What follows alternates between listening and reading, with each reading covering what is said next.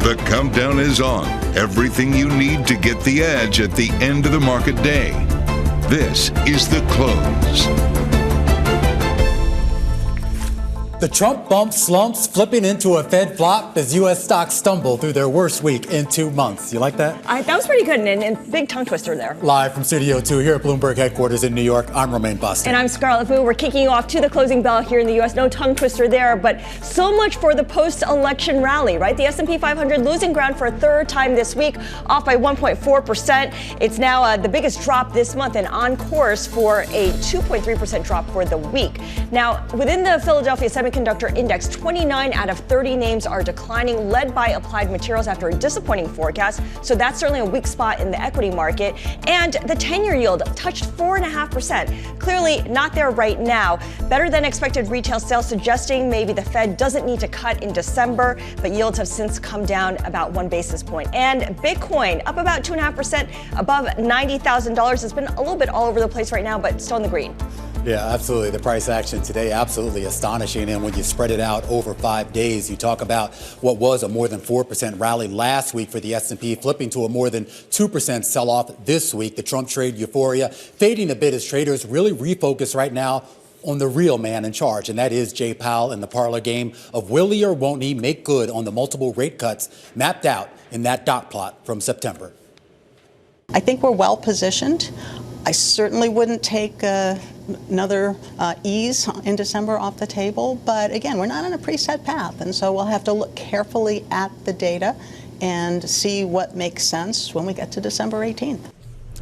Of course, a lot has transpired since the Fed's outsized 50 basis point cut on September 18th, a better than expected labor market report, a better than expected personal consumption report, and now 2 better than expected retail sales reports, including one we got this morning for October that, while mixed, did show upward revisions for the previous months that suggest consumers are on strong footing heading into the holiday shopping season. And investors will be keeping one eye fixed on consumer conditions over the November and December holidays. And the other one, well, if you will, it will be zeroing in on January and the economic policies of a new Trump administration and the people tasked with carrying the water. Bloomberg reporters have learned that Key Square Group founder Scott Bessent was in Florida today to meet with the president-elect about the Treasury Secretary job, one of several candidates, Scarlett, jockeying for that coveted position. Yeah, we're still awaiting that announcement when it does come out, but it all brings us back to how it was just last week when investors were preoccupied by event risk. We're talking about anything tied to the U.S. elections and the Fed decision. And that's reflected in elevated volatility across asset classes in the weeks leading up to the election. But after a speedy outcome to the presidential race, along with a widely telegraphed quarter-point rate cut, volatility has pretty much come crashing down. Here's the VIX in blue, tracking volatility in stocks, peaking on October 31st. The day before the jobs report stayed elevated until the day after the election before plunging. In white, we've got the MOVE index, which tracks swings in U.S. Treasuries, charting a similar path. For both measures, we're now back to levels seen in late September. Romaine? Absolutely here. And of course, this has really been the big underlying story of the past week, not necessarily what's going on in the world of politics. Karissa McDonough joining us right now, fixed income strategist at Community Bank Trust Services, kicking us off to the close here on the final trading day of the week. And Karissa, it's been a relatively wild week. Obviously, a lot of trading was around the speculation about what U.S. policies are going to look like come January. But at the end of the week here, it really seemed the focus seemed to shift back to Jay Powell and the Fed. Rate cut expectations, at least for December, coming down pretty fast. Yes. Thanks so much for having me. That is really the story here the last couple of weeks. I think Jay Powell, he showed that the Fed is data dependent. And I want to say the Fed has done a really tremendous job here over the last 2 years. We were expecting possibly a soft landing, bringing inflation down. Labor market still looks healthy. He even said yesterday the economy remains strong. But I think the verbiage that he used yesterday was a far cry from what we heard in August. He said, we're not in any hurry to cut rates. The economy remains strong, so we can take our time. This is a much different than everybody's saying now is the time to normalize, now is the time to cut. So not only is the Fed data dependent, but I think there is some degree of looking forward and trying to see what fiscal policies are coming down the pike. Are investors data dependent? I'm specifically talking about folks in the Treasury markets right now, because when you look at the moves in yields and the volatility underlying that, it's still kind of hard to parse exactly where the directional bets are right now. I think that the Treasury, we call them bond vigilantes, and I think they've been out in force. So we certainly did see a spike in rates just post-election, but much like what you had shown with your volatility indices ahead of our discussion, there was some repricing already occurring. Like inflation expectations have been repriced close to 0.5 percentage point higher. Terminal rate expectations have come up. The amount of possible cuts that are being priced in, it's been halved. The whole cut cycle is looking like 10 cuts through the end of the cycle. And at the end of 2026, we're looking at possibly 4. So I think the direction is, again, it's hard to call, but I wouldn't rule out a 5% 10-year. I think, inflation is the big name of the game here. It's less about politics and less about uncertainty. It's really figuring out, what inflation remains, because we've kind of stalled out here over and above that 2% goal. That's for sure. So you wouldn't count out the possibility of 5% yields on the 10-year, but at 4.5%, it seems like we've reached a little bit of a resistance level, at least in the short term. What do investors do in the meantime? Where do they want to be on the curve? Oh, at this point, we are touting, say, the belly of the curve, that 3 to 7 year part of the curve. We think, again, it's not clear that we're done with kind of the yield gyrations. There's a chance for yields to continue to move up if we see a significant return in inflation or inflationary policies. But you're a little bit more protected. You can still get the yield benefit, but you're not taking on the undue swings in the longer part of the curve. So that's where Treasury investors should be located. What about in credit?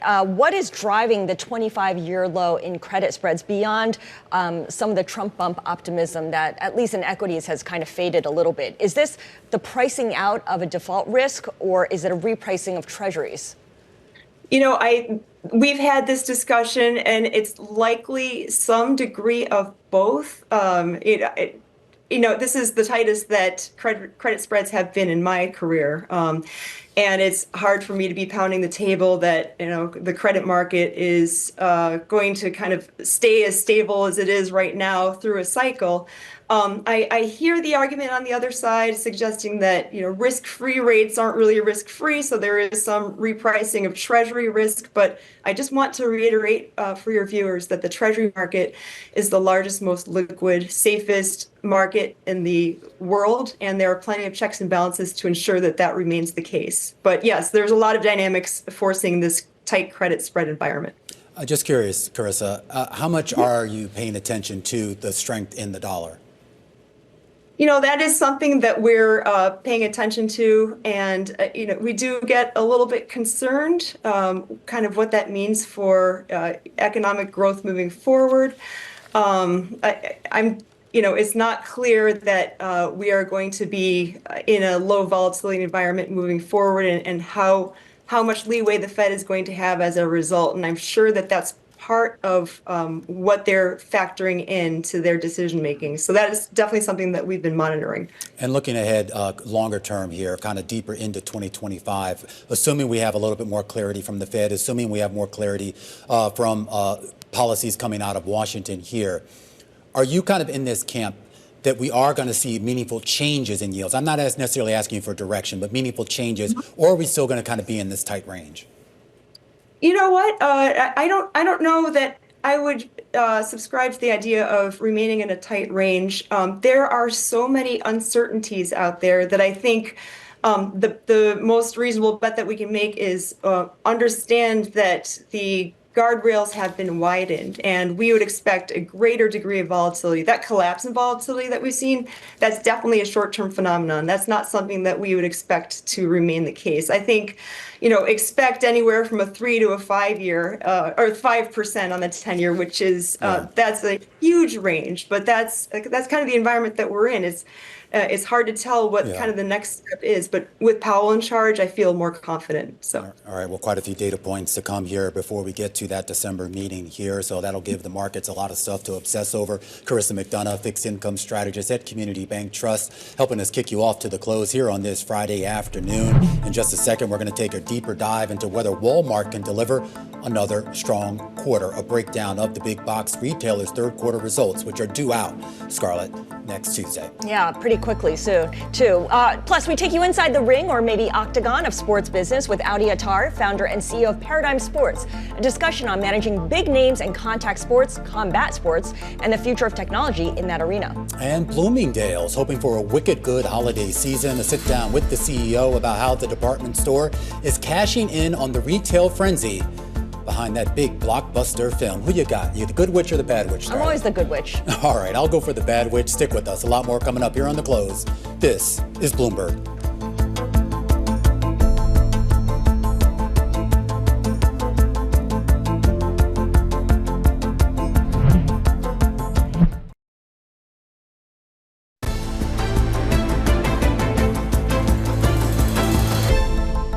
Bloomberg has learned that President-elect Donald Trump met with hedge fund billionaire Scott Bessent today as he weighs a short list of contenders for Treasury Secretary. Now, the jockeying for that position has intensified in recent days, with a final decision from Trump expected to come soon. Joining us now to discuss is BTIG's Director of Policy Research, Isaac Boltansky. So, Isaac, does it matter if it's Scott Bessent or Howard Lutnick of Cantor Fitzgerald, or Robert Lighthizer, the former U.S. Trade Representative, or even Larry Kudlow, who has kind of taken his name off the list? They're all going to be doing Trump's bidding, no matter who it is. Yeah, look, I think that is the point that's worth hitting home here. Policy is going to get made by the person sitting behind the Resolute desk in the West Wing. That is the story that we should continue to focus on. I think these nominations matter for two reasons. Number one is, for some of these high-profile ones, they're going to be who we're hearing from for clarifying matters, for directional clarity, and they're going to be who we're listening to for some of the specifics. So, of course, they matter on that end.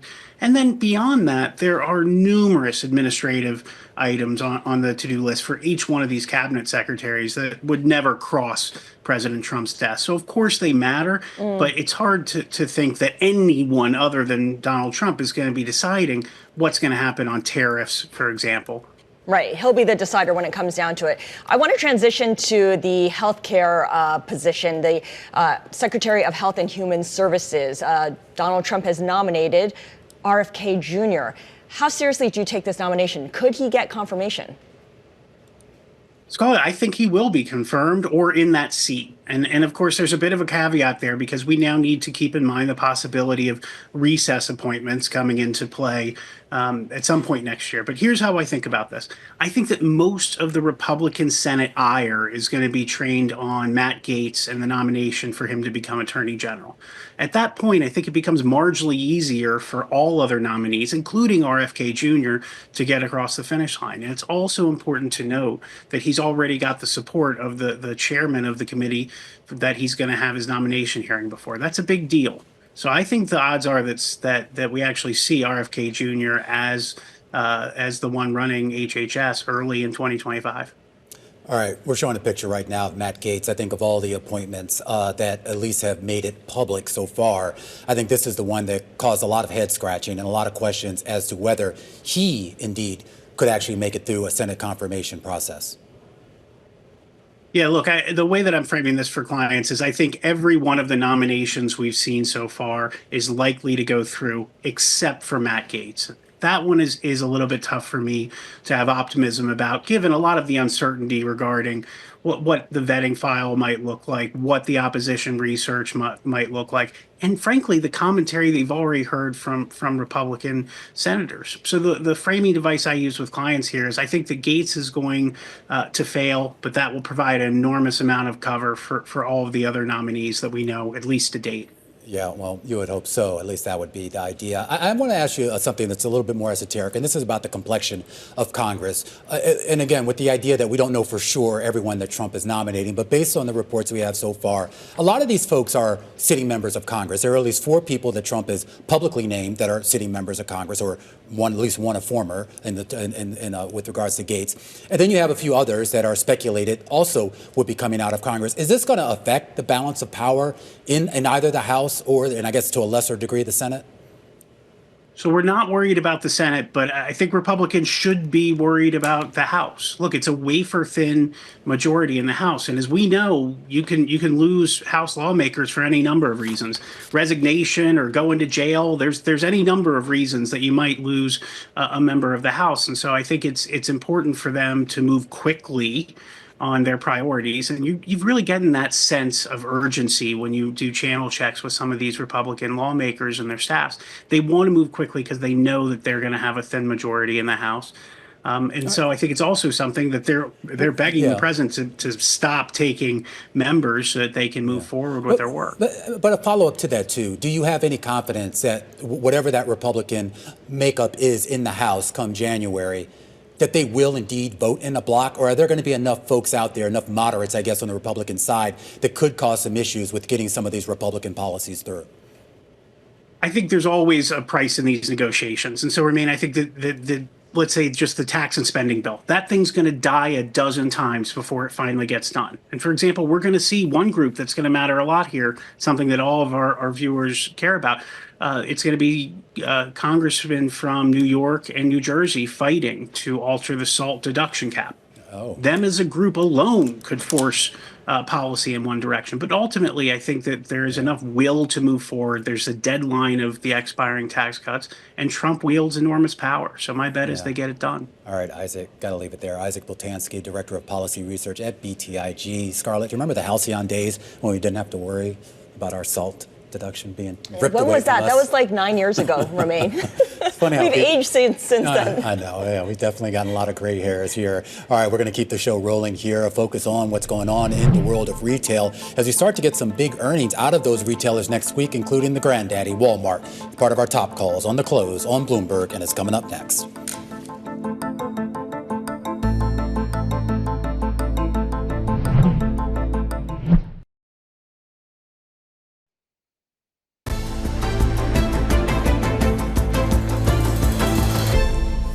All right, let's get a view from the sell side. Top calls, big movers on the back of analyst recommendations. And we start off today with Eli Lilly. Analyst Alexandria Hammond joining Wolfe Research and starting coverage of Lilly with an outperform and $1,000 price target. The analyst seeing a clear line of sight for growth into 2025 due to changes in Medicare. And no matter what near-term headwinds may come under a Trump administration, she's confident Big Pharma can block and tackle those overhangs. Shares, though, down about 5% on the day. Next up, the political overhangs as well for the renewable energy industry, but that's prompting Morgan Stanley to downgrade SolarEdge and its peers to underweight. The analyst says that while long-term demand for solar panels should remain durable, the short-term risks from the incoming Trump administration are numerous, including the potential repeal of subsidies from the Inflation Reduction Act and the likelihood of higher industry tariffs. Taking a look at SolarEdge now, below $11. That's a record low if it holds at that level. And finally, Sally Beauty. No political risk here. In fact, Raymond James upgrading its recommendation on the beauty retailer from a sell equivalent to market perform. The analyst Olivia Tong citing corporate initiatives to drive sales growth and a prioritization of spending, which should support modest margin expansion over the medium term. Shares, though, down about 2%, and those are some of our top calls. We do want to stay in the world of retail and turn to a behemoth in that sector. That is Walmart. It's scheduled to report earnings on Tuesday, and most analysts on the street expect to see a whole lot of sales growth. Joseph Feldman is Senior Managing Director and Assistant Director of Research at Telsey Advisory Group. He's got an outperform rating on Walmart. And Joe, this is, of course, a stock and a company that really just seems to be running on all cylinders. I am curious, what's the one big thing that you expect to hear out of this third quarter earnings report? Well, I think we are expecting to hear if discretionary sales are starting to pick up at all. That's one big area that the consumer investor has been wanting to see. You know, we know that they're doing a great job on the grocery side and the staples part of the business. essentials, goods, things like that for the home have been working pretty well. It's really just getting that discretionary to start to pick up, especially as you want to see a little momentum heading into the holiday season. You'd like to hear maybe when Prime Day happened in early October, a lot of the other retailers, including Walmart, had promotions. We'd like to see that they got a good early start to the holiday season, and that momentum's continued into to the fourth quarter now. Are you optimistic about the forecast that we may or may not get, for that matter, from Walmart on Tuesday? Yeah, we're fairly optimistic. We think they're going to have a very good quarter in the third quarter, very solid results, meeting the expectation. I think the fourth quarter should be pretty solid too. We at TAG think they're going to be one of the big winners this holiday season. While it is a more defensive play in terms of all the grocery they have, so you'll pick up all those holiday meals that people are putting on the table, but at the same time, they offer such tremendous value. And they've seen a bit more of a more affluent consumer trading down this year. And we know at Christmas time, people are going to be buying gifts. And especially with the election behind us and being a decisive victory for the former President Trump, it seems like the confidence may be a little bit better heading into this holiday season. Maybe people are feeling a little bit better about the direction of things now that there's no infighting among the two parties, and we have a resolution to who the next president's going to be. Yeah, politics is no longer an overhang on sentiment. Joe, what about the advertising business at Walmart? At what point does this business hit its stride and really contribute to the top line and bottom line in a meaningful way? So we think it's already contributing pretty meaningfully to the bottom line. The top line is going to take some time. I mean, when you have almost $600 billion in sales globally, it's going to take a lot of growth to kind of get you to move the needle on the top. But from a profit perspective, we've already started to see it. Last quarter, we saw pretty big contribution from advertising and some of the other newer businesses like third-party marketplace online. And I think some of those newer businesses were almost like half the profit growth that they saw last quarter. So investors are going to want to see that continue going forward. Walmart's superpower, of course, is offering value to its customers, right? The best price and availability of product. Will the company need to make significant changes to its supply chain if the Trump administration moves forward with, say, 60% tariffs on Chinese-made goods? Yeah, I think Walmart is one of the leaders in terms of the retail industry, in terms of supply chain. They have made many advances in the past several years, and that's actually helped to drive and fuel some of the growth that they've had. They've brought in computer vision, generative AI, and blended those two, and more robotics in the facilities, and that's created more efficiencies. I think, they have over 60% of their business is generally grocery. Most of that's domestic, so fine. You have the other 40%. A good chunk of that does come from overseas and parts of China, from China and parts of the Asia. So there will be some adjustments that'll have to be made. And we're very concerned at TAG that, the retailers are going to have to pass through some of those price increases if there are big tariffs like 60% on China. Now, Walmart is probably not is better positioned, I should say, than many other retailers. Right. There are others that have much more exposure to China. All right, Joe Feldman over at Telsey Advisory Group, thank you so much. We know Walmart can throw its weight around, especially since it is such a big importer of foreign goods. Now, coming up, our conversation with former IMF Deputy MD Minju about what lies ahead for U.S.-China relations heading into 2025. This is The Close on Bloomberg.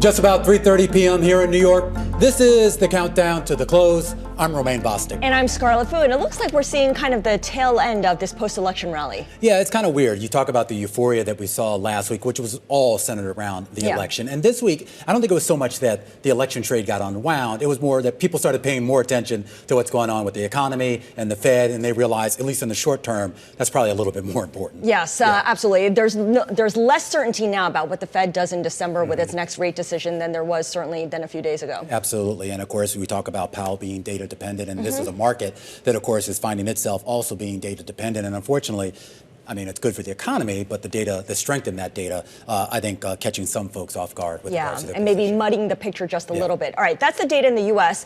China's economy is starting to show signs of rebalancing, with retail sales there almost catching up with factory output in the month of October.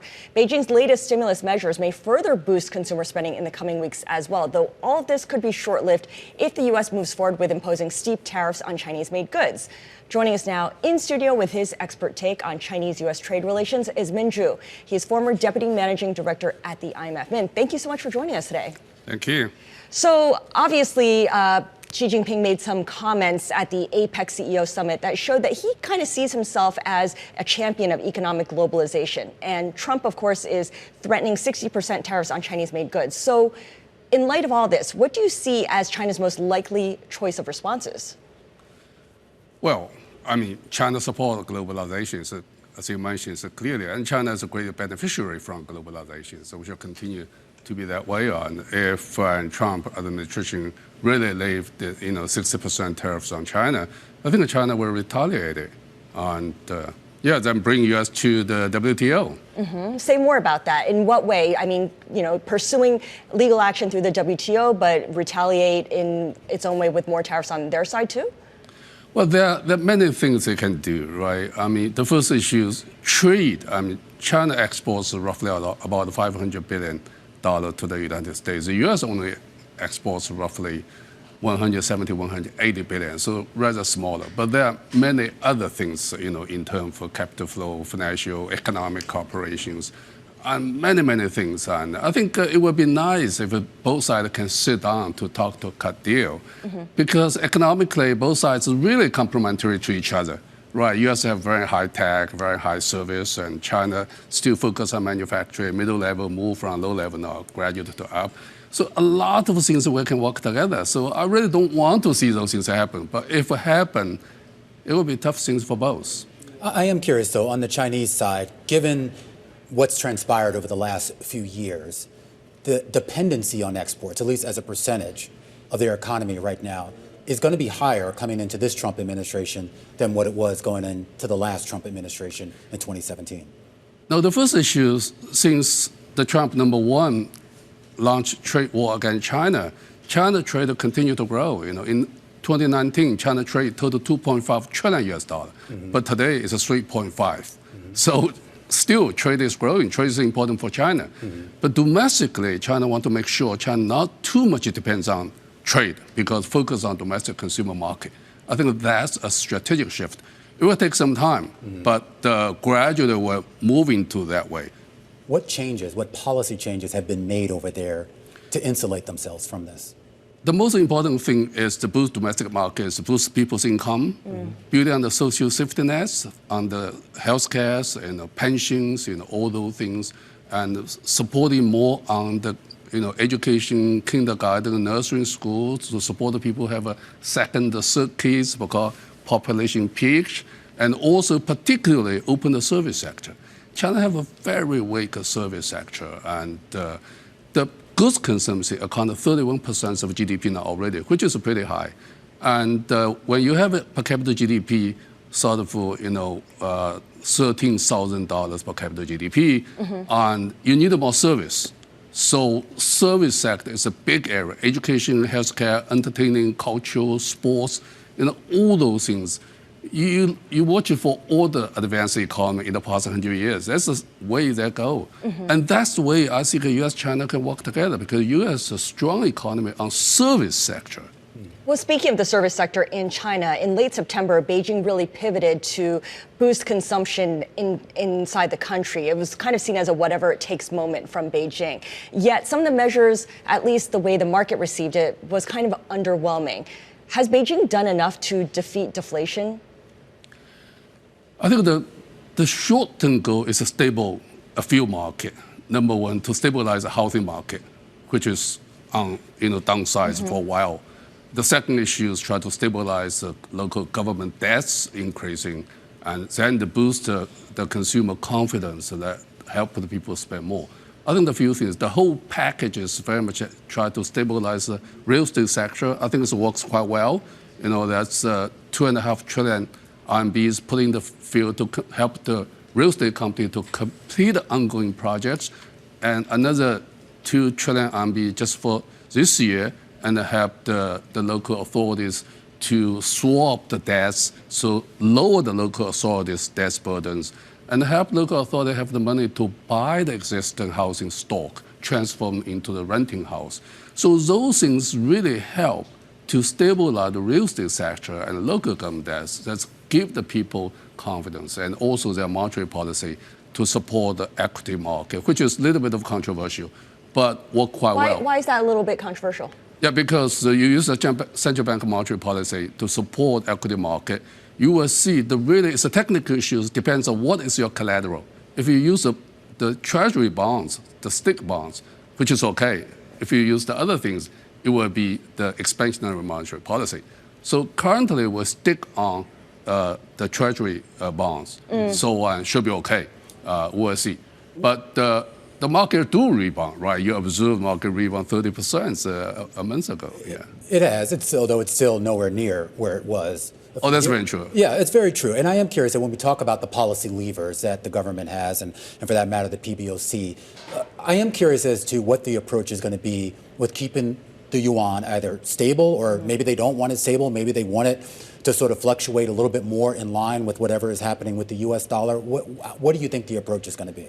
Yeah, that's an really interesting issue. Also, I think that for years, China tried to put the yen exchange rate based on the market.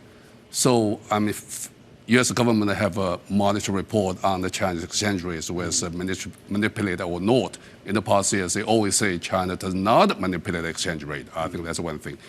But second is we'll continue on the market base. When you're on the market base, it very much depends on the trade. You know, if U.S. launched 60% tariffs on China trade will slow down, China capital import will slow, and the China reserve will maintain that level, will not increase so much. So exchange rate may reflect those capital flow and trade flow. So that's the whole thing. So it's not only tariff. It will reflect exchange rate. Yeah. It will reflect China's capital flow, and also will reflect how much China will buy U.S. Treasury bill.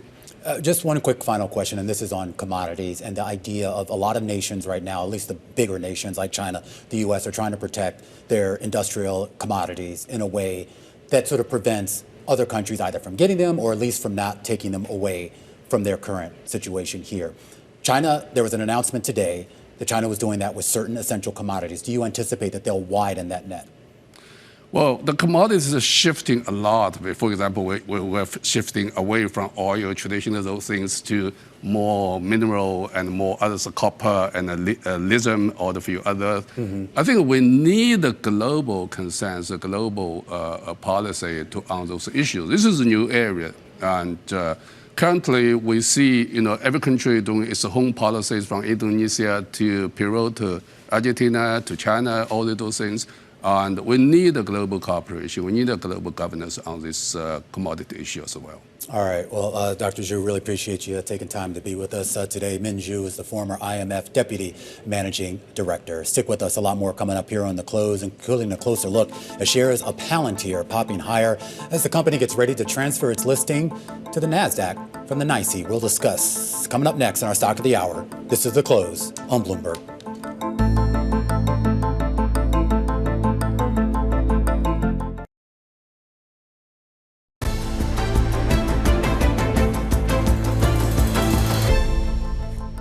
Welcome back. Time now for our Stock of the Hour. Taking a closer look at Palantir. A phenomenal day, a phenomenal week. The shares now having gained more than 200% this year, including more than 50% since the election. The rally being driven by strong earnings and speculation about potential government contracts under a friendly Trump administration. Abigail Doolittle joining us right now to talk a little bit more about this really breathtaking rally. And I was just going through and I was looking at all of the stocks that have really rallied coming out of the election or leading into that election here. if you exclude a couple of the crypto names like Coinbase and MicroStrategy, basically Palantir is at the top of that list. Palantir is really on fire, up more than 50% since November 4th. And that, of course, driven by earnings. But yes, of course, around the election, because the expectation is that the Trump administration could be friendly to this company. There's been a lot of government spending this year, which has helped this company produce the growth that they reported on that quarter. 30% sales growth. That compares to 20% sales growth the year before, 16% sales growth the year before that. So really going in the right direction. There's not a lot of tech companies doing that. 60% of the company government contracts, the other 40% the private business. Today, to my understanding, the reason the stock is up so much is that they are moving their listing over to NASDAQ from NYSE. So they're going to be included probably in NASDAQ 100, so included in QQQs. So then you're going to have all these other managers who are going to need to buy this company. So the rally will really gain more fuel. Right. The passive funds have no choice but to bid it. But to buy it, yes. But this doesn't change the fundamentals of the company at all in any way. It should not. One thing that it could do is continue to create more buying pressure on this stock. I mean, right now, valuation on this company, the stock, 142 times forward year earnings versus the group at 32 times. That's a pretty rich premium. So if the rally keeps going, the 80, you might think a little bit there. Yeah. They're going to have to keep producing. So it puts the pressure on them. Their CEO is so interesting, Alex Karp. We're all familiar with them. Yeah. I am curious though, but it gets to this idea too. I mean, the inclusion in the NASDAQ, but potential inclusion, I should say, in some of the NASDAQ indices and ETFs, that's going to be huge. Obviously, they've already got a good track record with earnings growth. And now you have the whole government contracting side of this that, in theory, I mean, the connections, the pedigrees are there. I mean, Peter Thiel, of course, obviously a big investor in this. Elon Musk, right. Alex Karp, of course, a big disciple of Thiel's. And then, of course, the links with Elon Musk, with Trump, with J.D. Vance. The list goes on and on and on. So why shouldn't investors think that they're going to see a windfall from this? Well, right now, again, this year, government spending around the world has been big. So the numbers have been significant. Yeah. We believe that these relationships could help in terms of spending, but we don't know it for sure. So, and in terms of the whole Trump trade, in a way, people have been buying the rumor. We need to see the fact. The fact will likely back it up, but we don't know it for sure. So that could be one thing. Plus, go ahead. 40% of the business is the private. So if there's a hiccup there, maybe that could be an issue. All right, and it's also trading at 54 times sales versus 36 times for Nvidia, which is already pretty rich. Sort of ridiculous. All right, Abigail Doolittle of Bloomberg News. Coming up, we take you to the closing bells with Kathryn Kaminski over at Alphasimplex Group. This is The Close on Bloomberg.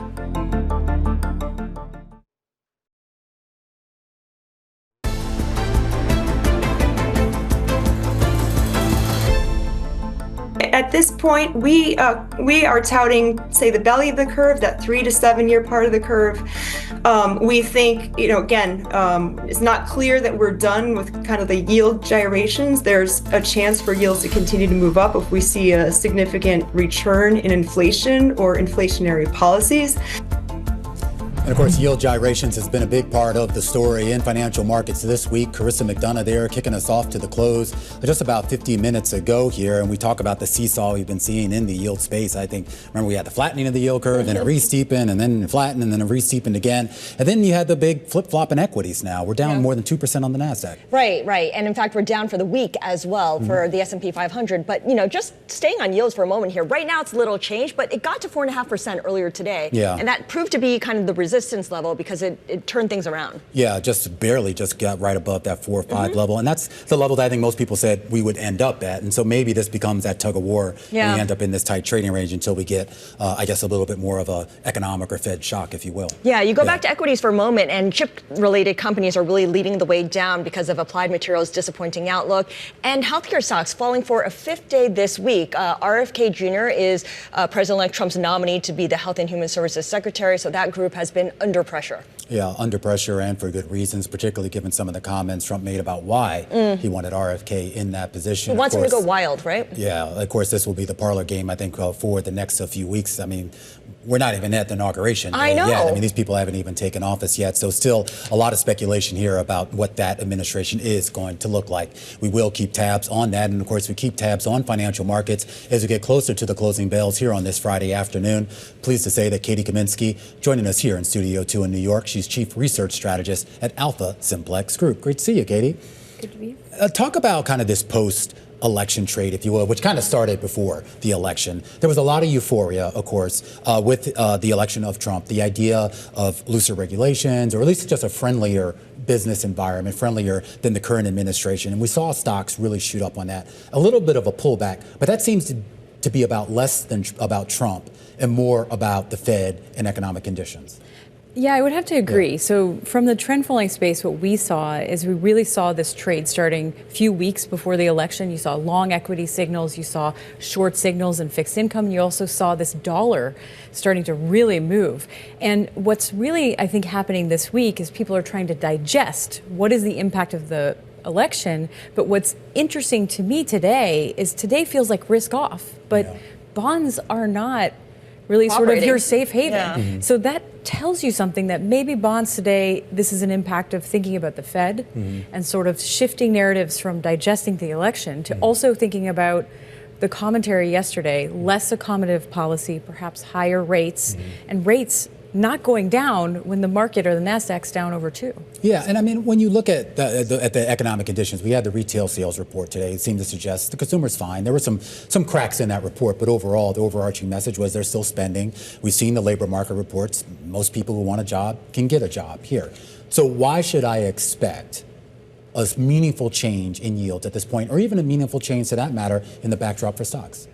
Well, I think lower yields was a positive tailwind for equities. And so I think that could be another reason why you see stocks falling a little bit this week, is that there's some sense that that was baked in, that expectation that we'd have lower yields. But as you said, seeing positive economic data, there's less ammunition to get moving quickly for the Fed. And I think repricing that and sort of those expectations that you're going to have that accommodative policy is a little bit negative for equities, but look at bonds. They didn't move that much. Well, bonds are going to be pricing and repricing what we think inflation is going to be for weeks to come, because the Fed doesn't meet until late December, and there's a lot of data to come before then.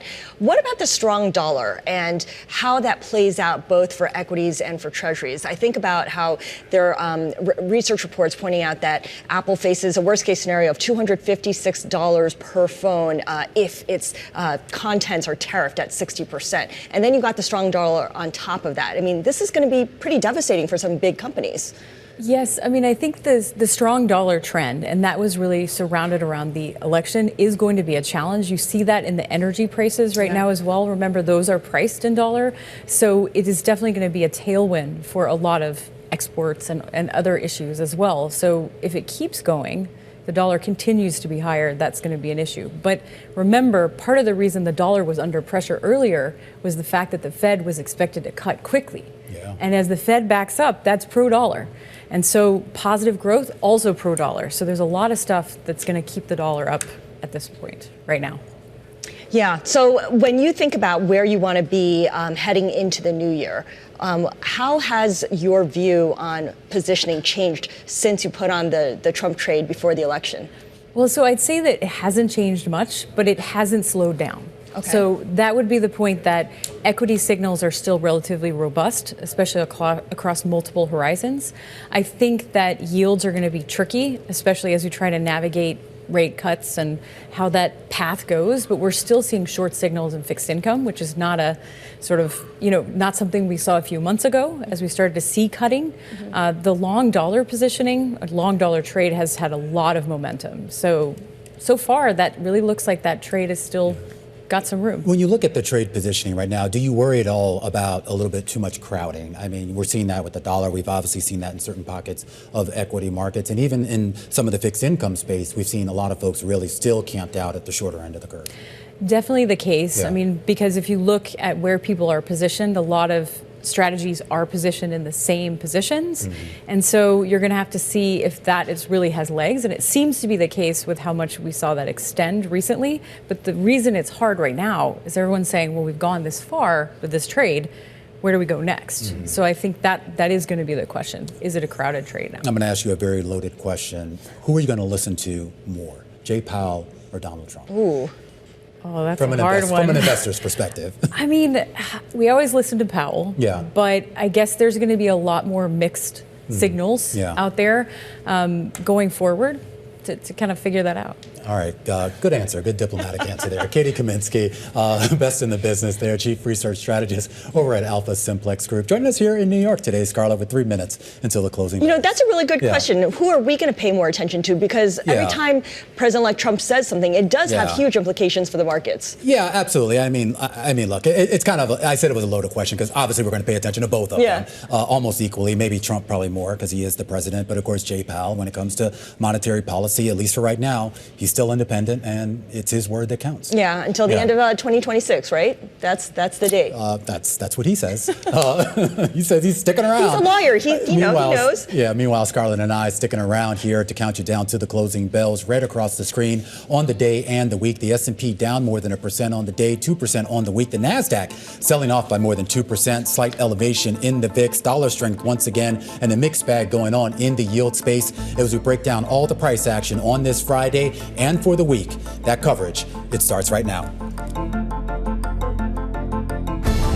The Closing Bell, Bloomberg's comprehensive cross-platform coverage of the U.S. market close, starts right now.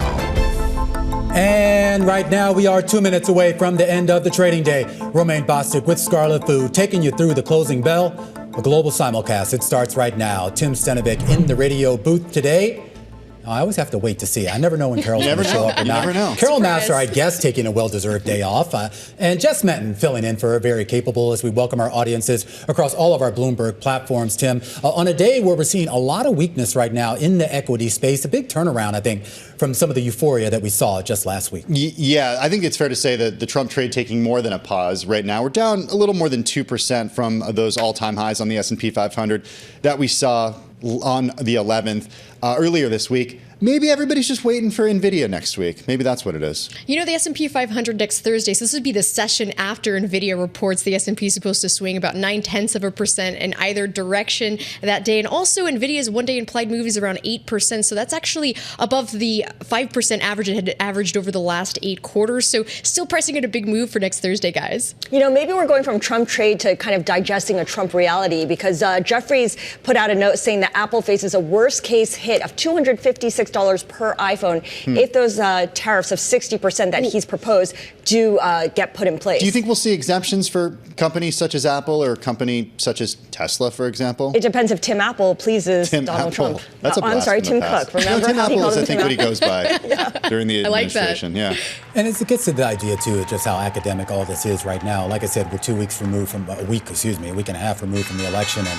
of course, a couple of months removed from the actual inauguration. Yeah. And of course, a lot of these people taking their jobs. So a lot of distance between now and when we actually get a more definitive picture here of exactly what those policies will be and whether there'll be any exemptions to them.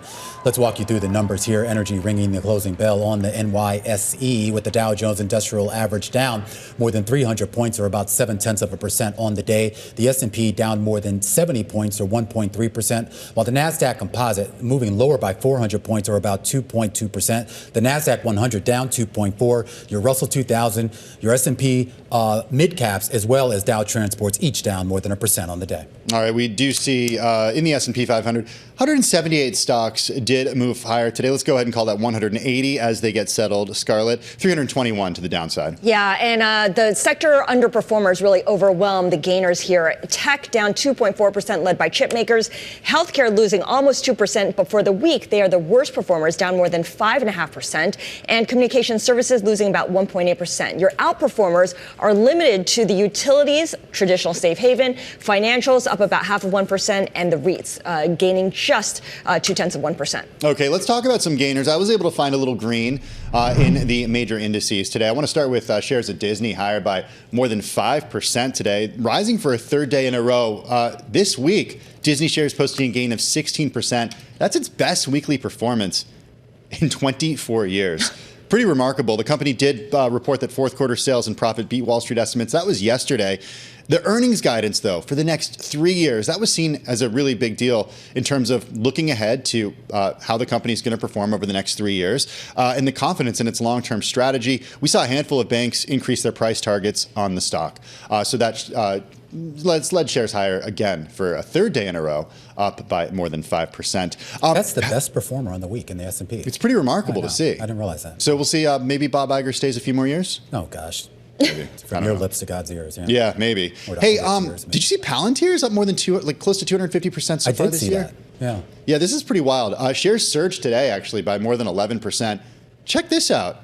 This is all because the company said it's moving from the New York Stock Exchange to the NASDAQ. And the idea here, with at least investors sending shares higher, is that, okay, now it could be included in the NASDAQ 100, and that would force some, more buying of the shares if it's included in that index. So that's going to happen. Behold the power of the Qs, Tim. That's what it comes down to. It's so true. Funds may be being forced to buy shares as a result of that. So look, shares higher today by more than 11%, 250% so far this year. Just remarkable stuff. That is, by the way, happening November 25th is when they're leaving the New York Stock Exchange and going to the NASDAQ on the 26th. And then finally, Bloom Energy Corp shares just surging higher today. This is a pretty remarkable one, close to 60%, most ever. This after American Electric Power said it would use Bloom's fuel cells to supply data centers. These fuel cells, they run on natural gas, but they can switch to hydrogen if that fuel becomes more broadly available and affordable.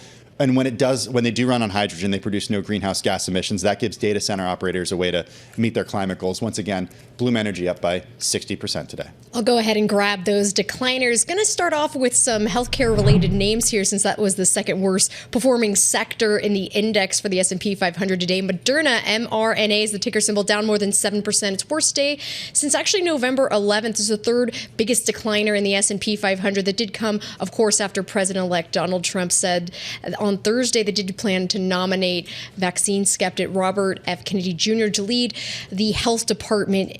And also, if you're looking at the S&P 500's, actually the biotech ETF index that tracks those stocks in the S&P 500, XBI is a ticker symbol, and that also down, on pace for its worst week in about a couple of years here. And of course, if you move over and look at also ad agency stocks that also slumped on the back of Kennedy's nomination here, Omnicrom, it's actually down almost 8% here, actually its worst day since July 19th, 2023 here. And then, of course, agencies are moving on the back of our no, Fed? They actually are here. So you're looking at the stocks there as well. And two, so some of that might be because of the back of the potential possibilities that drug makers may curb advertising on television. So that's why you're seeing that down lower. So not just healthcare. I know. I watch one show on TV, Jeopardy, and it's literally like all ads for like various drugs. And I have no idea what any of these drugs do because they never really say.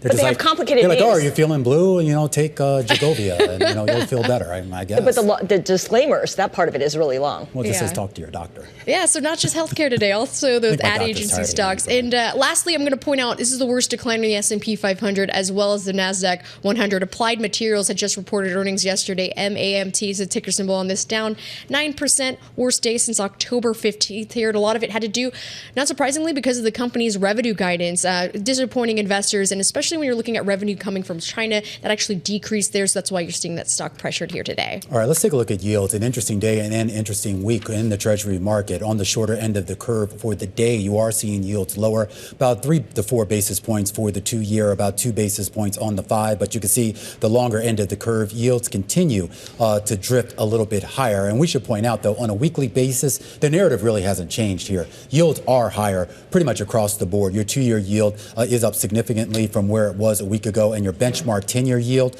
right around 4.437, while down from 4.5 earlier in the day, is still 13 points higher from where it was last Friday. Hey, I got a very interesting story for you guys. Did you? I'm sorry. Yeah. I like how you went into that. I think it has to do with some insurance companies kind of clawing back some money here. Another pun. Yeah, you'll see what I did in a second. I don't know where you're going with this. Okay. Look at this bear suit. So for those listening on radio, that's a bear suit? There's a bear suit on the ground. Like a costume. Yeah. 4 people have been arrested. It's like in pieces. Well, there's a reason. After videos show fake bear attacks for insurance payouts. Okay. So there was a group of people who allegedly, and you can see the video right here, tell me if this looks like a bear to you. They said that a bear broke into their vehicle. This is just one of several claims they made. This is a Rolls Royce right here. They said a bear broke into the vehicle and damaged the vehicle, and then they submitted that claim to insurance, and they submitted this video as evidence. Jess, it turns out that's not a bear at all. No. It doesn't look like anything. You can't tell that that's a bear or not. Right. So the Department of Insurance Investigation actually went through this, and they actually had a biologist from the California Department of Fish and Wildlife review the 3 alleged bear videos. Yeah. And they also obviously ended up finding out that it was indeed a bear suit. I don't know what the heck I'm looking at here. But So I have, two corner. big questions, first of all. I mean, I've seen a lot of bears in my life. Don't ask why. Really? And I feel like they don't actually move that way. So something's up there. Also, who the heck just parks their Rolls Royce like out in the open on the street like this? Do they not have a garage? Yeah, this is And LA. what is this neighborhood? This is that LA. in? Oh, it's okay. Yeah. Never said. Yeah. Rolls Royce is LA, the everywhere only there. place in the country See where some of the people's alleged cars are worth the more than alleged their houses. claw marks here as well. Those don't look Those are like claw bear marks? claw marks. Yeah, those are claw marks. That's a claw mark? Oh, no Alleged wonder claw the insurance marks. company. Yeah. All right. Anyway. Yeah, that looks all kinds of dodgy You know, now. you know who's like with us right now? Joe Weisenthal. He's in our next segment, so he's probably wondering what we're talking about right now. That's okay. You can fill him in. Well, speaking of animals, or maybe not those kinds of animals, there's a story in the Wall Street Journal today. Puns. No, I'm not going to go with puns. Your company pays for your sick days. We know that. And the question is whether maybe they should pay for your pets' sick days. A lot of people don't have kids. They have pets. And so they're now talking, here's your pun, about paternity leave, P-A-W, leave, where you get time off to tend to your sick pet or your new pet. Oh. It's kind of a niche workplace perk, but Look at that. Oh, wow. Oh. if you work for the New York City government, they might change it. Do you need to stay? I mean, Yeah. is this like taking your dog to the vet type of thing? Is that what you need time off for? Maybe, or if your dog is sick or your Yeah. pet's sick and you need to go take care of that at the vets, you could take paid time off for that. I feel like I should get a pet. I don't have a dog. Can or I just cat. do it the way I do it now, which is just lie? This is a sign to the Federal Reserve. Isn't that what we all do right now? It's That like, they should not lower rates. Right? I'm not feeling well When right people now. are asking for pet days off, it's a sign that the Fed should not lower rates.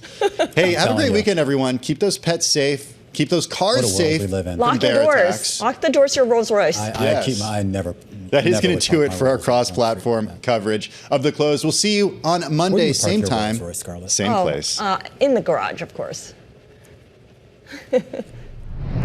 Our coverage continues here on Bloomberg Television. A mystical transformation is happening at Bloomingdale's ahead of the holiday season. Oh, look, you got to see it. Look at this, Cynthia Erivo. I don't know where she got this coat, but I want one. You haven't seen her shoes that here. is amazing. We actually had, Scarlett and I had a chance to actually sit down with the CEO of Bloomingdale's to talk about, of course, broader trends, but more specifically here, the holiday shopping season and a big promotional tie-in with the movie Wicked. We're going to have that conversation when we come back after the break. This is Bloomberg.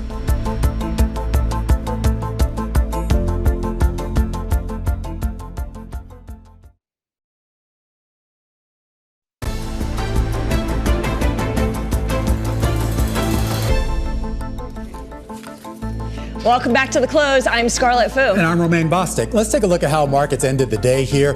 Kind of a slump day here, particularly when you compare what we saw last week. A lot of the euphoria around the Trump trade, that kind of gave way to more concerns here about Jay Powell and the Fed and the economy. The S&P 500 down about 1% here on the day, 2% on the week. You saw similar moves for most of the other major indices today. But I want you to take a look at some of the complexion here. The Magnificent Seven, you don't actually see the number here, but they had a really awful week here, down several percentage points here. And then you take a look at the metals and mining sector, also down about 6% on a weekly basis. On the day, though, they were kind of saved a little bit because of a big rally that we saw in aluminum, largely based on some interesting tax policy over in China. And then Bitcoin trying to resume its rally here on the day, up about 3.5%. And Scarlett, you put it all together. I'm not sure what you make of this. Was this risk on? Was this risk off this week or on this day? I guess it just depends what sector or what stock you're in. Yeah, it's a lot of tweaking of positions, right? So let's take a look at some of the day's big movers. Romaine mentioned the Mag 7 coming under pressure. A lot of that was because of weakness in the chip space, and that's because of Applied Materials,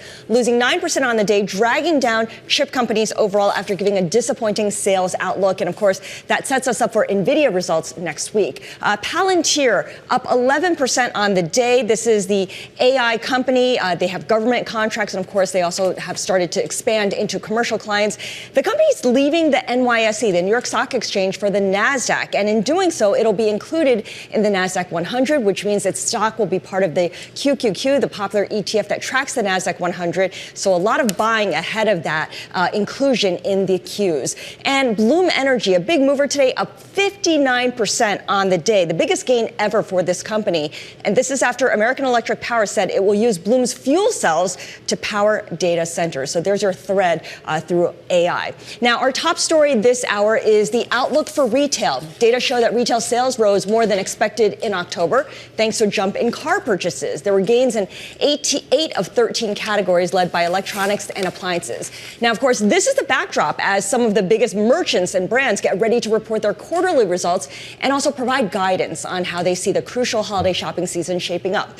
Later this hour, we're going to be speaking with the new CEO of Bloomingdale's on how he plans to reinvent the department store model here in the U.S. Well, before we do that, though, we have to talk about the municipal bond market. Sales surging this year, up more than 41% so far, and a big chunk of that, about 15% of that, coming from the state of Texas. And in fact, we are learning now that the University of Texas is launching a new center dedicated to the muni market. This ahead of an anticipated boom in infrastructure investments, and it is the subject of today's Muni Moment. Joining us to talk about this is Martin Luby. He's Associate Professor of Public Affairs at UT Austin and the center's founding director. I'm really intrigued by this, Martin. I mean, I kind of came of age when, working in municipal finance was, kind of the thing they put all, the whack kids in the corner here. But it's really kind of become front and center for a lot of reasons. Obviously, the demand for infrastructure improvements across various states, as well as the responses to climate change that a lot of these cities and states need to take. Yeah, I mean, there's really an acute need for better understanding and greater skills acquisition in the municipal capital markets for the reasons you state. This is a $4 trillion market. It's a large market. It impacts all of us. So all of the physical infrastructure that we use, roads, buildings, bridges, telecommunications, water, wastewater, airports, hospitals, we are all affected by it. So greater knowledge of the market and greater skills of participants in the market is really, really necessary, as we're going to have to ratchet up our infrastructure and investment over the next decade or so. Because this is infrastructure in the great state of Texas, there's a huge energy component here. UT Austin has a big push to address extreme weather and specifically the resilience of the existing energy grid. Talk a little bit about how those two will intersect. Yeah, I mean, there's definitely needs across the board for financing the energy sector, and those needs are going to come from both the private sector and the public sector. So state and local governments are going to be necessary to actually raise capital to make those investments. The state of Texas deals with wildfire, floods, tornadoes, hurricanes, severe, obviously, heat. So these sorts of extreme weather put a lot of stress on our physical infrastructure. So the expectation is that the needs for finance are only going to accelerate over the next couple decades. I am curious as to what you think the response is going to be by students and other folks funneling in to this center. Do you think there is going to be a lot of demand, a lot of appetite to participate in this? Well, we hope so. And, we notice that students kind of across the board, across many departments, are interested in this. So our business school students are interested in it because it has financial markets implications. Our policy students are interested in it because it has kind of social implications. And then obviously engineering, some of the other professional schools understand how critical finance is to their projects. So I think that the center really can serve as a really nice hub across the university to bring the various kind of departments together and students together, and faculty for that matter as well. Is this only for graduate students right now? I'm curious about what opportunities you anticipate offering undergrads down the road. So the LBJ school is going to be, we're launching an undergraduate program for the first time next year. So the hope is that undergraduate students will be able to participate in this as well as our graduate students. So, and again, we're looking at students not just at LBJ, but people across campus, so students across campus that have an interest in municipal finance and are an interest just in our physical infrastructure, that they'll be a participant in the center. I am curious. I mean, just picking your brain here, Professor, just kind of about the direction of municipal finance overall, and more importantly, the types of projects coming down the pike here. Do you think it's going to look meaningfully different than maybe what we saw over the last, 20 or 30 years or so? Is this a big change in the market, or is this just simply, a broadening out of the types of projects that are going to be included? Well, I think that the basic projects that are needed to be financed are going to maintain, right? I mean, our roads and our bridges and our buildings and our typical physical infrastructure, that's still going to be needed to be built out and maintained. But the climate issue that you mentioned, and enhancing our resiliency and even adaptation, and even potentially energy transition, So transitioning to other sorts of forms of energy, that's going to necessitate significant investments in infrastructure as well. So, I think the bread and butter is going to maintain, but I think it will branch out, especially on the energy side, especially as a result of issues related to extreme weather. And Martin, just one final question here. I am curious about the state of Texas's relationship with some of the big municipal underwriters. We saw several of them actually were effectively banned primarily because of the perception about some of their ESG policies here. How is UT Austin in this particular program going to navigate that?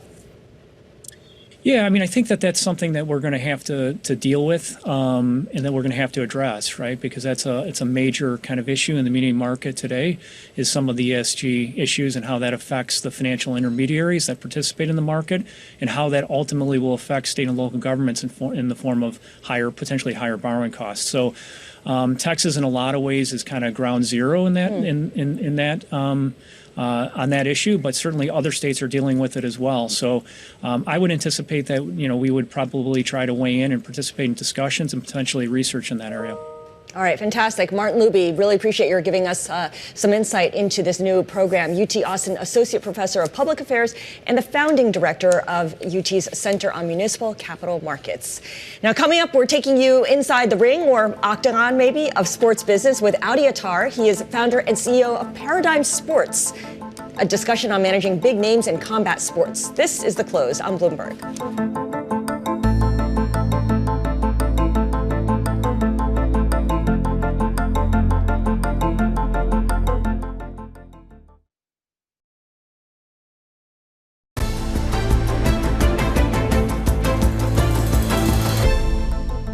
Everything combat sports, our ticker symbol is TKO. Yeah. TKO will have everything: boxing, slapping, jiu-jitsu, MMA.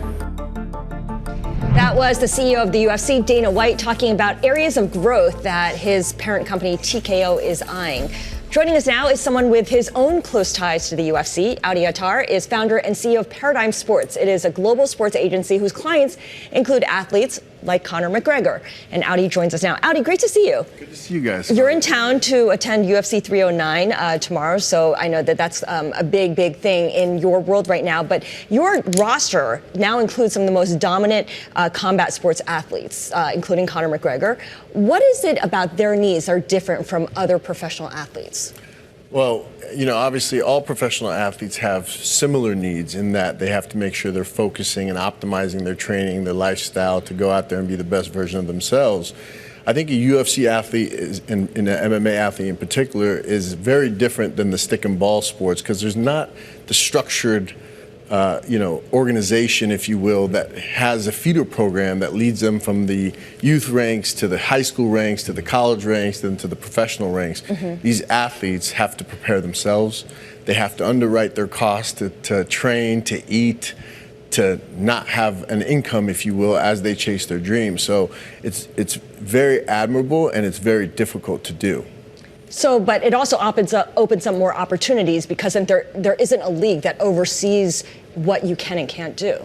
Well, so a league and a promotion in our world are kind of synonymous terms, right? The UFC is a promotion, but by virtue of the contracts that they sign athletes to, they become their exclusive mixed martial arts athletes that compete in that promotion.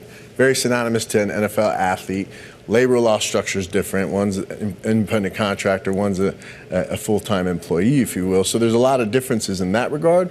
But once they get to that level, the pinnacle of the sport, which is the UFC, right, then they're actually fighting for a lot more, right? They're making more money. Yeah. They have the opportunity to build higher brand equity, if you will, and that leads to other opportunities outside of the octagon. Well, let's talk about some of those opportunities because we've seen this, of course, with some of the more traditional sports, like basketball, football. I mean, those athletes aren't just athletes anymore. They're investors, they're actors, or a lot of other things as well. In the UFC, or I should say in mixed martial arts overall, are we going to see a bigger representation of that? I know there are a couple folks that have tried to make the transition. I know Connor acted, but that wasn't really acting. No offense. Hey, that was a great movie. I know he's your client. I know he's your client. He'll get better. Everybody look at Roadhouse and debate whether me or Romaine is right. I had to take a dig on him. But in all seriousness, though, I mean, like, how do you get the more opportunities like that? And also, how do you not run afoul of some of those contracts? You know, Dana White's been very protective of his athletes in terms of trying to keep them tethered to the UFC and not stray elsewhere. Well, I think, look, at the end of the day, what the UFC's built has provided so much opportunity for these fighters. And you're starting to see that. So fighters are now not only monetizing their name, image, and likeness from a sponsorship perspective, not only with endemic brands, but now the blue chip brands are starting to take notice because the sport and the TAM is so big and only growing, not only here in the U.S., but abroad as well. But athletes are also, it's not a seasonal sport. It's year round. So the UFC builds consistency and there's a card every week and a big card every month that fans look forward to. And they've done a good job of organically building around the narratives on the matchups, whether it's the rivalries or what have you, right? And these athletes now are able to monetize their social media platforms in different ways. And they are getting into movies.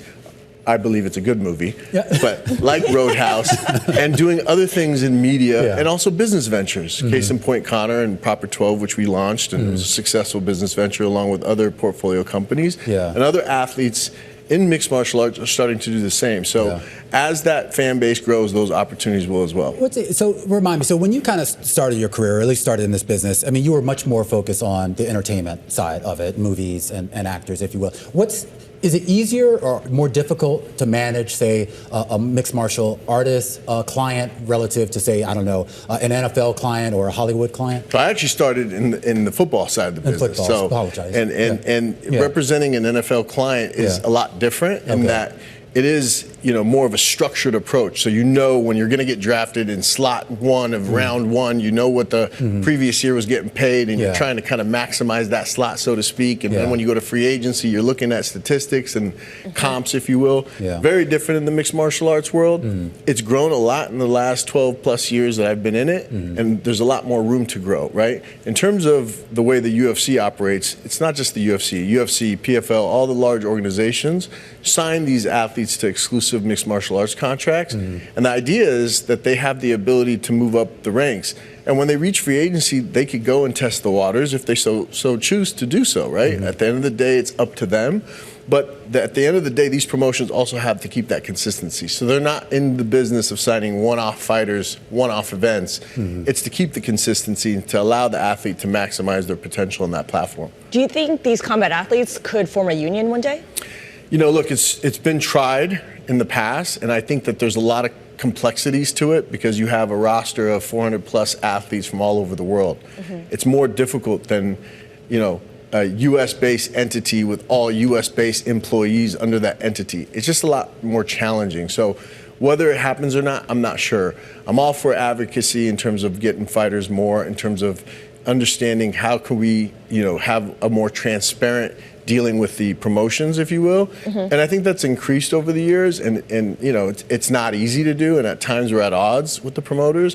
But what I've seen is that the promoters also want to see an improvement and optimization on their platforms as well, which includes taking care of the fighters. Because without the fighters, there's no promotion. There's no show. Yeah, and we've heard a lot of fighters talk about at least some who are brave enough to kind of talk about it publicly. I do want to just get your thoughts here too, just on how do you broaden out the sport of mixed martial arts? I mean, it's been obviously very male, very young in terms of the viewership. I think when we're talking to Dana, he did say they're getting a lot more women starting to watch now. What does it take to broaden that out? Do you need just different personalities? Do you need to sort of spread it out in different cities or different regions? What? So I think one of the things the UFC, in terms of the consistency of the schedule, is the accessibility. You have the likes of ESPN here in the U.S., now TNT in the UK, formerly British Telecommunications.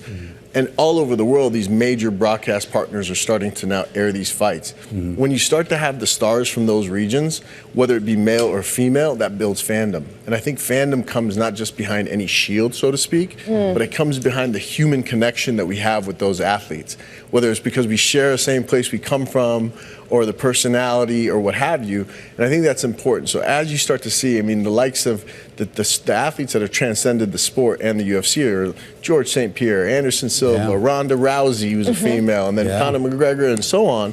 So I think as you start to have more stars that perform at the highest level, Yeah. but also have the ability to shine bright in terms of a personality that builds the fandom, and thus I think it grows the TAM and it grows the audience all over the world. You think John Jones is going to win on Saturday? It's going to be a great fight. I think John Jones is a legend, and I do think he's going to win. But at the end of the day, this isn't a video game, so don't go make a bet off my opinion. You going to watch Jake Paul, Mike Tyson?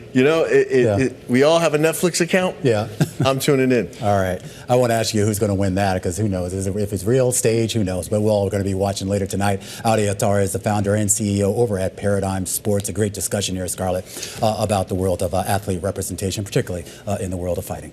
Yep. All right, let's move on now to the top three, where we name drop the people driving some of the day's most talked about stories. And of course, Romaine, you just mentioned it. I'm watching Mike Tyson and Jake Paul. The two are set to square off tonight at 8 p.m. Eastern time. Who you got? Live on Netflix. I mean, I'm old school, and yes. Oh my God. By the way, this happened last night. Tyson slapping Paul across the face with his right hand. Security pushing Tyson away. But Paul kept his calm. He tapped his cheek and stared back at Tyson. Okay, first of all, it was more than a tap, because I mean, Tyson laid into him. But I love these things, right? Because this is like the old school where you never know if this was staged or not to drum up publicity for the fight here. Tyson looked like he really meant it. Oh, yeah. Yeah, so he's either a great actor or he was really mad. Yeah, we should also point out the age disparity between these two. Oh, my it's like gosh. a 30-year gap between Paul could be his son.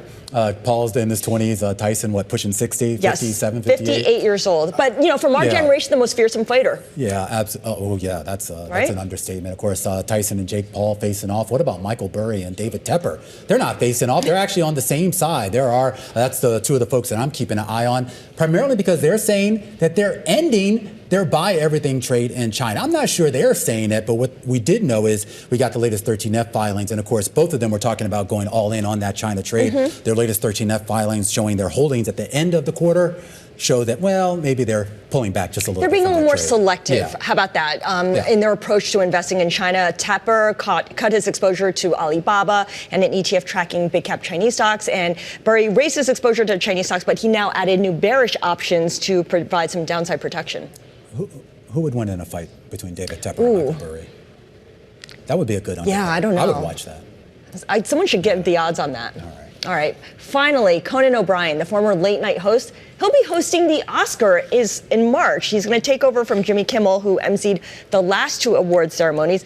And believe it or not, Romaine, he's never actually hosted the Oscars. So he's not a new face to the awards show, but to this particular awards show, he is. Yeah, I mean, I don't know. I feel, it's funny. There were kind of mixed reactions around the newsroom when this was announced. There were some people that were like, this is great. I think it's and a then good you one. had a couple of people, who I won't say their names, who were just like, he's not funny. What's your take on it? I used to like him. I haven't watched him in years, but when he had his show on NBC years back, I would catch it, every now and then. And I like him. He's a funny guy. When I hear him on podcasts, he's hilarious. Yeah, I don't know. I don't watch, those award shows anyway, so it's all kind of accurate. Romaine doesn't watch TV, which drives me bananas. So I watch The Close, the only show that you should be watching. And I want you to continue watching here because we have a lot more coming up.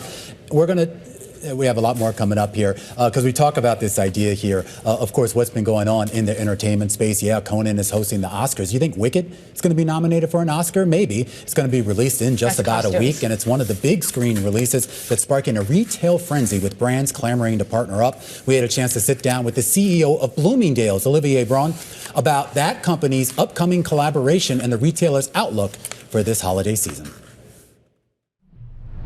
The US market is actually the biggest and the most intense market for department stores, so it's very, very exciting for us. As a specialist of department stores, I'm so thrilled to be here. But I think we can do things a little bit differently in the future. I think reinforcing the experience, reinforcing for brands and for customers, I think there's room for improvement for the future. This is what we're working on at Bloomingdale's, is a new strategy. And of course, you were in Europe and Asia as well, a lot of experience overseas. What have you noticed that's different or perhaps unique about the U.S. consumer and the way they shop and buy versus those in Europe and Asia? Yeah, I think, first, they're used to go to department store. The share of department store, the importance of department store for the customer is still very, very, very strong. When you compare with Asia, when you compare to Europe, the penetration here is very strong. But I think, that the relationship with the department store and with retail overall is very transactional. And I think we have to bring back more about the storytelling from, our brand partners to the customer. This is all we're working on right now. And this is a perfect illustration of what we're talking about. Talk about how you do that. You use the word storytelling, and you hear that a lot, particularly in the fashion industry, the idea that you need to give people a reason to spend however much money on that handbag or shoes or whatever, telling a story.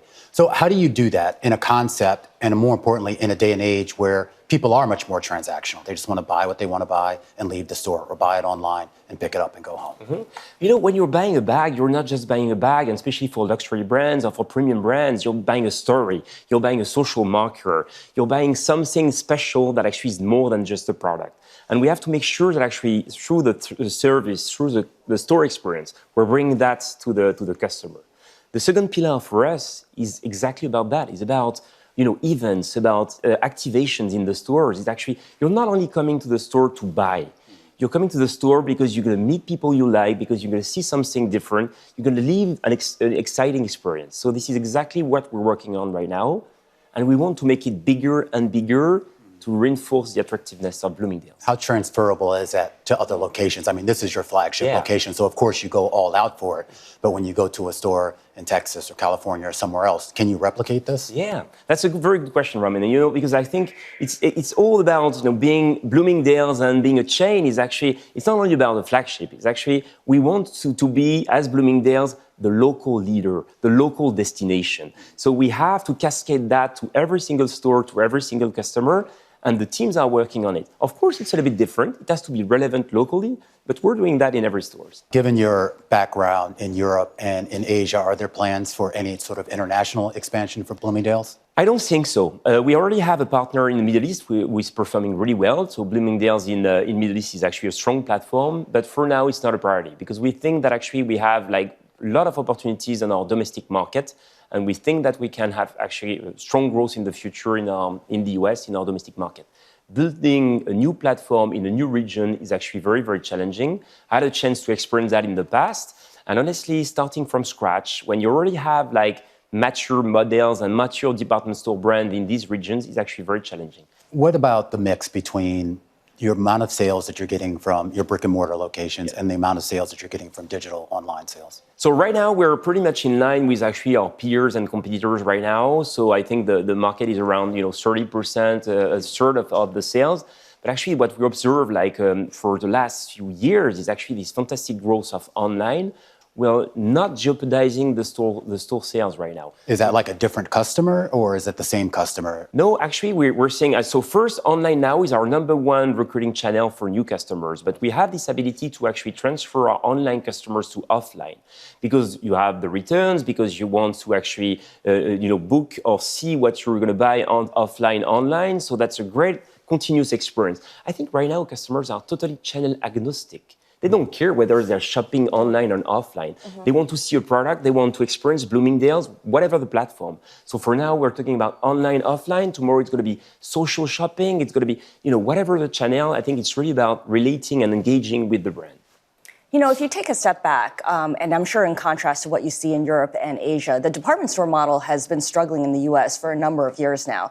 What do you think is behind that? Why is the department store model not doing as well in the U.S. as it could be, say, in Asia or Europe? Yeah, I think, first, the models in Asia and Europe right now are really flagship focused.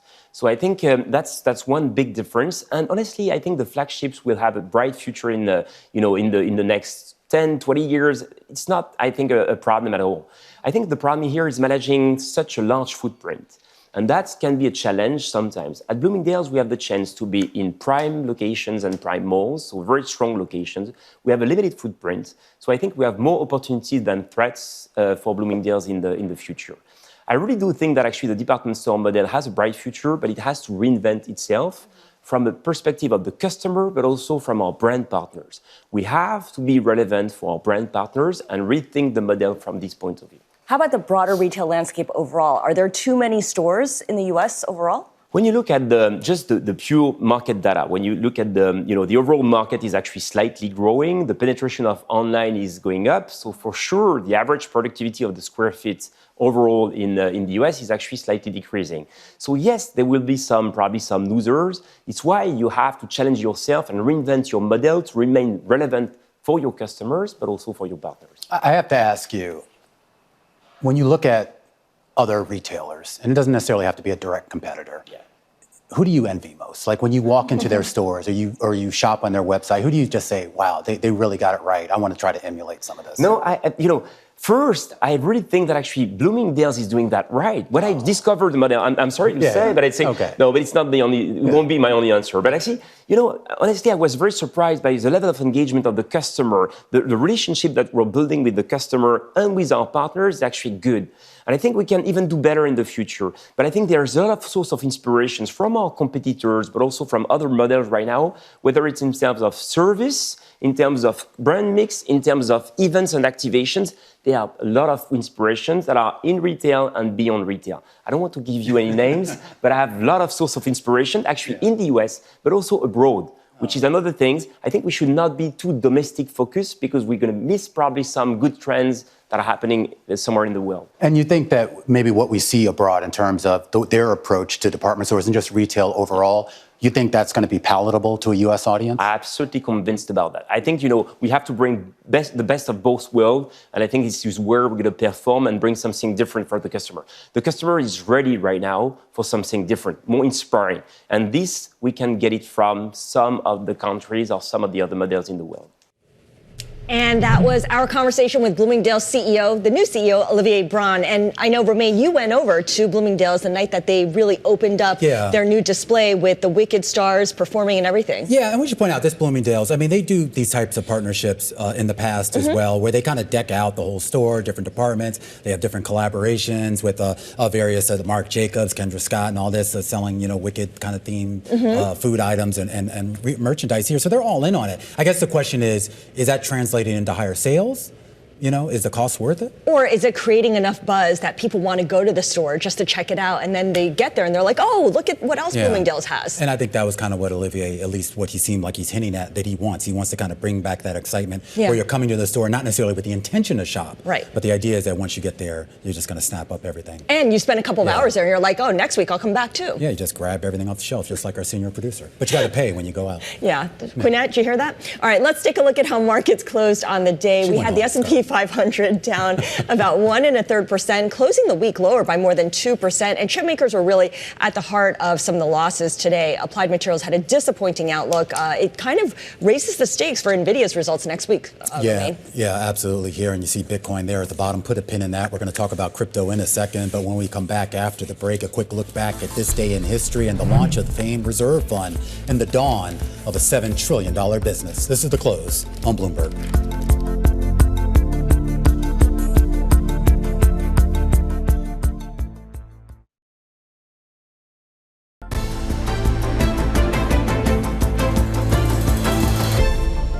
All right, let's take a look back at this day in history. November 15th, 1971.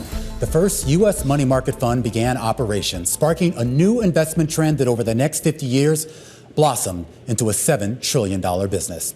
Bruce Bent and Henry Brown, two financial advisors, frankly, with scant knowledge of the complexity of even starting a mutual fund, came up with the idea as they debated the recent doubling of the inflation rate at the time to 6%. Inflation that was depriving bank depositors of any beneficial real rate of interest. Higher yielding alternatives like treasury bills and jumbo certificates, they did exist, but were clunky, illiquid, and had minimum purchase amounts of $10,000 or even more. And that put them out of the reach for most Americans. But Bent and Brown felt that their reserve fund could pool money from small investors and invest them solely in those instruments. It was a timely idea that would change the course of market history, so much so that famed investor Peter Lynch, in his book, One Up on Wall Street, wrote that there ought to be a monument to Bruce Bent and Henry Brown.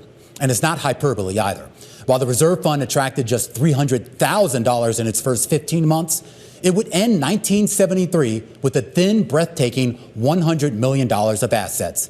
By then, James Benham, who had founded the Capital Preservation Fund in 1974, Fidelity introduced the first money fund with check writing privileges, and 3 years later, Merrill Lynch created its once famed cash management account.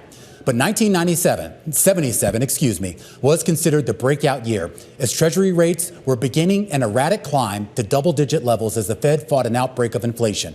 While interest rates surged, regulations at the time limited the yield that bank savings account could offer to just about 5.5%.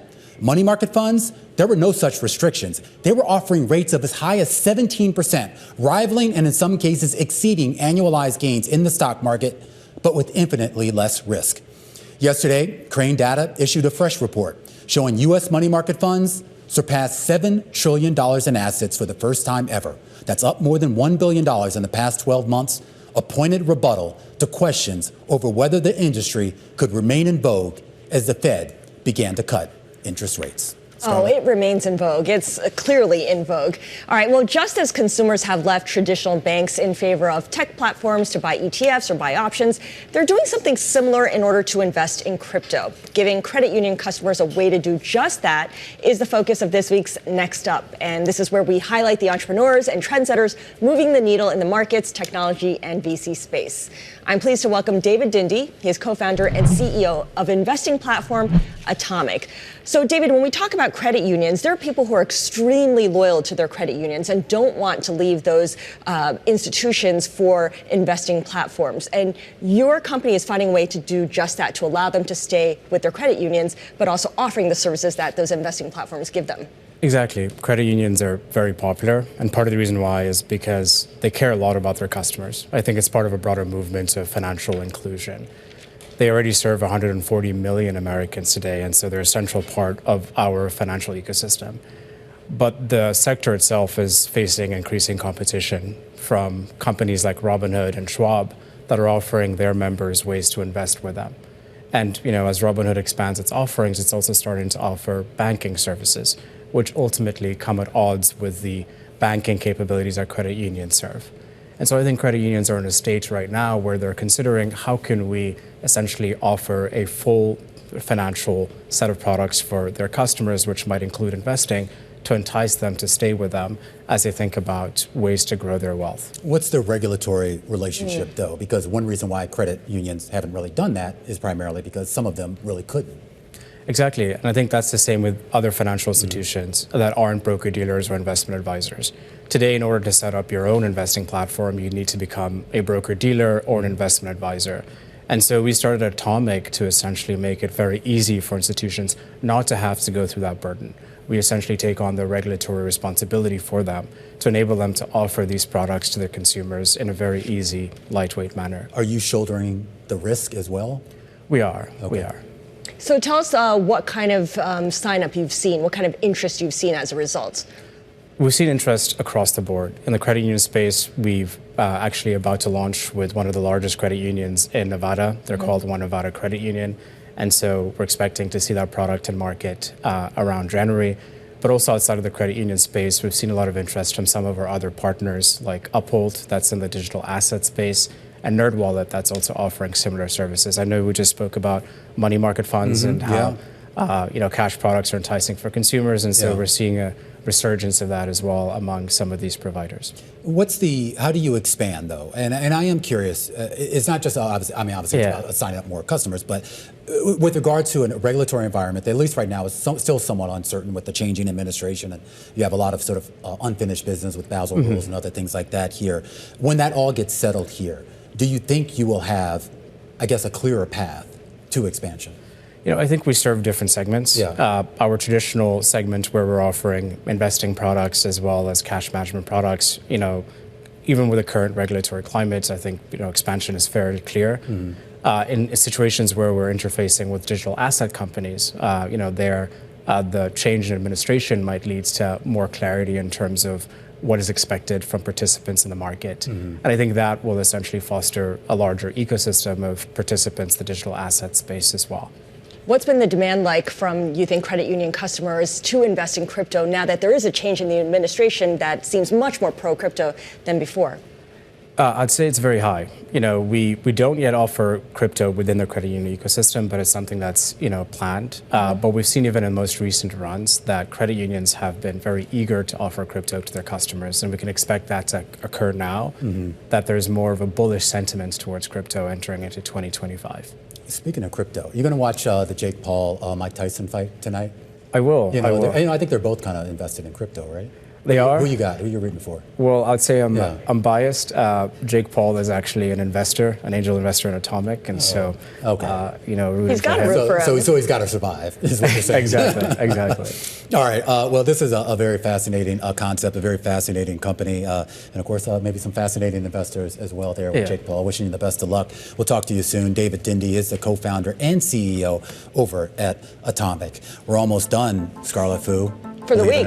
Well, yeah, for the week. I think we have to come back next week, but don't you go anywhere. We're going to set you up for some of the potential market moving events over the next week when we come back right here on Bloomberg.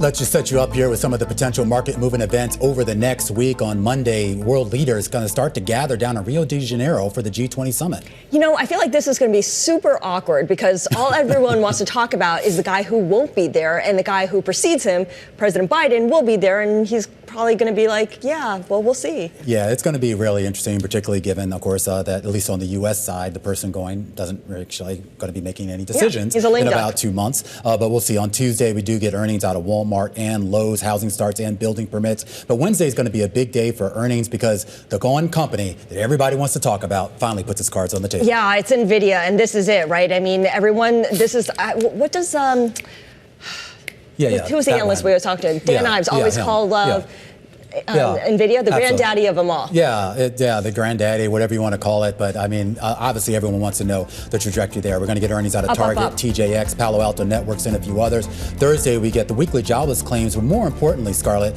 we get some more Fed speak. Hammock and Goolsby scheduled to speak. And we end out Friday with global PMIs. Global PMIs, University of Michigan sentiment as well. And given the state of the economy, probably looking up. A lot to cover next week. Please join us. We'll be back then. Stick around. This is Bloomberg.